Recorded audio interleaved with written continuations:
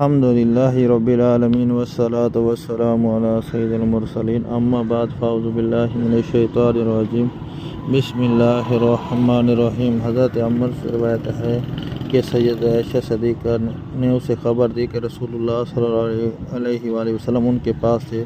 حضرت عائشہ نے آواز سنی کہ ایک آدمی حضرت حفصہ کے گھر میں اجازت مانگ رہا تھا۔ حضرت عائشہ فرماتی ہیں، میں نے عرض کیا، اے اللہ کے رسول، یہ آدمی آپ صلی اللہ علیہ وسلم کے گھر کی اجازت مانگ رہا ہے۔ تو رسول اللہ صلی اللہ علیہ وسلم نے فرمایا، میرا خیال ہے یہ فلاں ہوگا۔ حضرت حفصہ کی رضائی چچی کے بارے میں فرمایا۔ عائشہ نے عرض کیا، اے اللہ کے رسول، اگر میرا رضائی چچا زندہ ہوتا تو کیا وہ میرے پاس ملاقات کے لیے آ سکتا تھا؟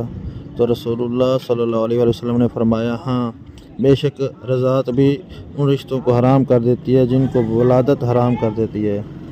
ایک اور روایت میں ہے حضرت عائشہ صدیقہ سے کہ رسول اللہ صلی اللہ علیہ وسلم نے ارشاد فرمایا، جو رشتے ولادت سے حرام ہوتے ہیں رضاعت سے بھی حرام ہو جاتے ہیں۔